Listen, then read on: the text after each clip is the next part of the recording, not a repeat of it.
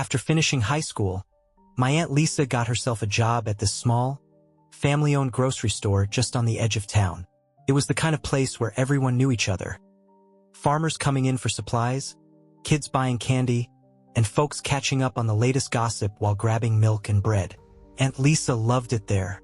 She had this way of chatting with customers that made everyone feel special. That's probably how she caught the attention of Mike, one of the regulars. Mike was a quiet guy, kind of rough around the edges but charming in his own way. He'd stop by nearly every day, usually grabbing a pack of smokes or a six-pack of beer, and pretty soon, he and Aunt Lisa started spending time together outside the store. At first, it seemed like just another young couple having fun. They'd go out late at night, sometimes driving Mike's old pickup into the woods, and they wouldn't make it back until the early hours of the morning. No one thought much of it, at least not until my mom began noticing some odd things in our backyard. You see, Aunt Lisa was staying with us back then, so her comings and goings were hard to miss. One day, my mom came home and spotted this small tomahawk lying in the grass near the back porch.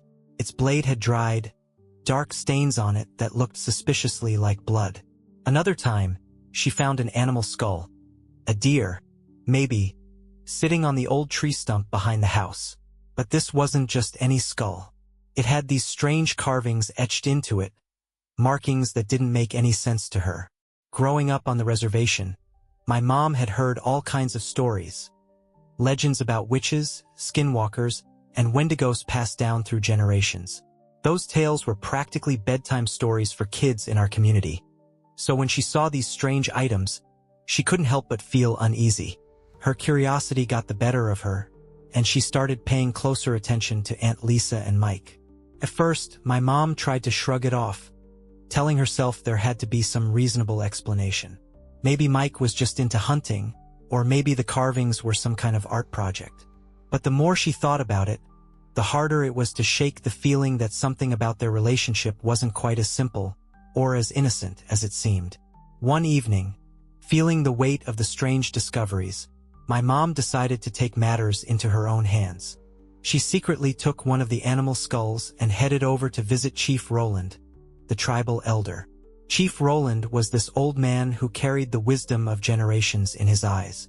He wasn't one for superstition, but he'd seen and heard things in his time that most people couldn't even begin to imagine. When she handed him the skull, his expression immediately changed. He ran his fingers along the grooves and carvings, carefully inspecting every detail. After a long moment, he told my mom that the skull wasn't just a strange artifact. It was something much darker. He explained that it was crafted to perform a form of black magic, an ancient ritual designed to summon demonic forces. He told her this kind of magic had been practiced long ago, before the elders sealed it away to protect the community. Chief Roland was worried. He'd heard rumors that a few people in the area might be messing with forces they didn't fully understand.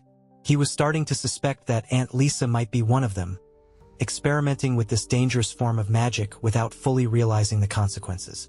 The elder's face grew serious as he shared his concern with my mom. He told her that this wasn't something that could be ignored. It wasn't just an odd curiosity or harmless fun. It was dangerous, and if left unchecked, it could bring harm to the whole reservation. My mom knew that the situation had gone beyond just a simple misunderstanding. She had to do something. The elder told her he was going to bring the matter up with the elder council. He urged her to stay alert and report anything unusual she saw from Aunt Lisa and Mike. The council would need to make a decision, and fast. If they were going to stop whatever Annie was doing, they had to act quickly before it got out of hand. Later that week, the elder called my mom and told her that the council had met in secret. They agreed. Whatever was going on with Aunt Lisa and Mike was far more serious than anyone had realized. The council insisted that my mom become their eyes and ears. One of the elders, a man named Jacob, even handed her his private phone number and asked her to keep a close watch on Annie. They needed someone on the inside, someone who could gather information and help them catch whoever was messing with witchcraft on the reservation. Mom was torn. On the one hand, she was worried for Aunt Lisa, but on the other hand, she knew the council's warning was serious. This wasn't something she could ignore, so she agreed. One evening, just as Aunt Lisa was getting home, She had plans to take my mom out for her 16th birthday dinner. But things took an unexpected turn when she walked into the living room and found my grandpa, my mom's father, drunk and holding a leather belt. He was raving and stumbling, looking like he was ready to give my mom a good old-fashioned beating. My mom tried to back away, but Aunt Lisa, being the fiercely protective older sister she always was, wasn't about to let that happen. With a fire in her eyes, Aunt Lisa stepped in between them. She stood her ground, shaking her fist at my grandpa and shouting words that didn't make sense. Words that weren't in our native language. The strange words felt heavy in the air, almost as if they carried power of their own. To our shock, my grandpa immediately staggered backward, his body jerking and shaking violently, as though he were caught in the grip of something beyond his control. It was as if an invisible force had struck him, something so intense it made him collapse to the ground, convulsing like he was having some kind of seizure. Felt like the room had gone silent. My mom stood there, frozen in disbelief, watching my grandpa writhe on the floor. But Aunt Lisa didn't seem fazed. She just stood there, her eyes glowing with an unexplainable intensity, as if what had just happened didn't surprise her at all. That was the day Aunt Lisa told my mom it was time to leave. She said it wasn't safe for them to stay here anymore, not with everything that was happening. She wanted my mom to pack up and move in with her, into her trailer out in the woods, where they could escape the chaos. At first, my mom was hesitant, but after what had just happened with Grandpa, she didn't feel like she had much of a choice. A few days later, the situation grew even stranger. Mike, Sean as he was known now, came knocking on the back door, looking all serious and agitated. He demanded to see Aunt Lisa, but she wasn't home at the time. Without saying a word, she grabbed her backpack, threw it over her shoulder, and headed out the door, making her way into the woods with Sean trailing behind her. Now, this time my mom had had enough. She wasn't going to let Aunt Lisa disappear into the woods with Sean without knowing what was going on. So, she decided to follow them to keep her distance but stay close enough to see what they were up to. She was determined to figure out what was really happening. Why Aunt Lisa was so drawn to Sean, why everything around them felt so off. Sean and Aunt Lisa eventually reached an open area deep in the woods, and my mom, hiding just 30 feet behind them in the bushes, watched closely. The air felt thick, like something was about to happen. She stayed perfectly still, hardly breathing, trying not to make a sound. Sean wasted no time. He started a bonfire, carefully stacking logs until the flames roared up into the night sky. Aunt Lisa, meanwhile, reached into her backpack and pulled out several animal skulls, each one more disturbing than the last. She arranged them carefully in a circle on the ground, like some kind of ritualistic display. My mom's heart started to race. She had no idea what she was witnessing, but it wasn't good. Then, things took a turn that still haunts her. Sean and Aunt Lisa began to move, first slowly, then faster, spinning around the fire, their bodies jerking in strange, unnatural ways. They started chanting in a language my mom had never heard before, words that seemed to carry a power that made the trees themselves tremble. The sound of their voices echoed through the night air, and the flames of the bonfire flickered as if responding to the chants. Suddenly, both of them collapsed to the ground, their bodies writhing as if they were no longer in control. But the strangest part was what happened next. Their laughter, wild, uncontrollable, mixed with screams that didn't seem human. Then, there was a sharp, sickening sound, like bones snapping and cracking, followed by a sickening groan. My mom gasped in horror as she saw what no one should ever see. From the chaos of twisting limbs and contorting bodies, Sean and Aunt Lisa began to transform. Their forms elongated, their skin stretched and distorted, and in an instant, they were no longer human. Instead, they stood upright, their backs arched, now towering over the ground like twisted, half-human, half-deer creatures. Their faces, twisted, unnatural, still held faint traces of the people they had once been, but they were now something far worse. Their eyes glowed in the firelight, and their bodies were covered in patches of fur, their legs now bent like the joints of a deer's. My mom, now shaking uncontrollably, her body covered in goosebumps, could barely move. The horror of what she was witnessing took hold of her, but she knew she had to act fast. With trembling hands, she pulled out her phone, trying to text Chief Roland about what she was seeing. Her hands shook violently with fear, and in her panic, she dropped the phone. The loud clatter of it hitting the ground was enough to grab the creature's attention. Their heads snapped around in unison, sniffing the air like wolves on the hunt. My mom froze, her heart pounding in her chest as their eyes seemed to lock onto her hiding spot. The creature's nostrils flared, their ears twitching. It was clear they knew something was there. In that split second, my mom did the only thing she could think of. She bolted. She shot out of the bushes like a shot, her legs moving faster than they ever had before, sprinting through the trees, desperate to get away. The adrenaline kept her going, the sound of the creature's heavy footsteps echoing behind her. She didn't dare look back, just ran and ran until she broke through the trees and reached the safety of the trailer. Without pausing for a breath, my mom kept running, her heart hammering in her chest, until she reached Chief Roland's place. She was breathless, terrified, but she knew she had to tell him everything she had seen, everything that had just happened in those woods. An hour later, a small group of tribal elders, a shaman, and a few local cops arrived at the scene. My mom stayed hidden, too scared to show her face, knowing what she'd witnessed. But when they got there, they found nothing that could explain the horror my mom had seen. The bonfire was still burning, its flames crackling in the cold air, but there were no signs of Sean or Aunt Lisa. Instead, the officers found a blood-soaked hand axe lying on the ground, animal skins scattered around like they had been tossed aside in a hurry, and a backpack filled with deer skulls, just like the ones my mom had seen earlier. There was nothing left to suggest they had been there, nothing to show where they had gone or what had happened. It was as if they had vanished into thin air.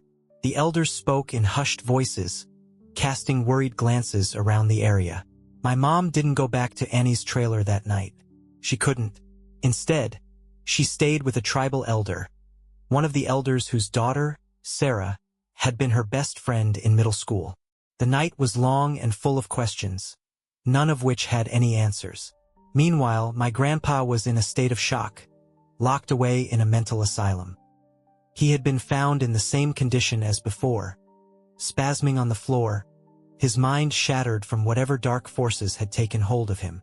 The elders didn't want my mom anywhere near him, not in the state he was in. They made arrangements for my great-aunt to come pick her up, telling her to stay with them for a while, just to be safe. A few days later, my mom finally returned to Annie's trailer, determined to pack up her things and put it all behind her. She didn't know what she was expecting, but when she walked into the trailer, it was as if Aunt Lisa had simply disappeared. On the bed, she found a note written in Annie's handwriting. It read, "I love you, Josie. I am off to a better world." Those words made her blood run cold. There was no sign of Annie, no sign of where she had gone. That was the last time anyone ever saw or heard from Aunt Lisa again. She had vanished, leaving nothing but a note and the unsettling feeling that something was terribly wrong. 2 months went by, and my mom tried her best to move on, though she couldn't forget what happened. One afternoon, while taking a nap at my great-aunt's house, my mom was suddenly woken by a voice calling her name. She bolted upright, her heart racing. It was a familiar voice, one that could only belong to Annie.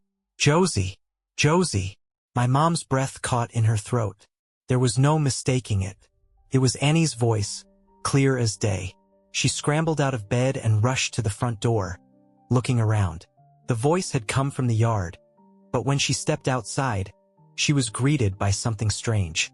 Out in the front yard, there was a doe, a majestic-looking deer, its fur shimmering under the sun, its eyes glowing an eerie green. It was limping, its legs barely able to carry it. My mom froze, confused and unsettled. Deer were rare in the area, and she had never seen one act this way before. The doe slowly walked up to my mom, its head lowered as if it was trying to communicate with her.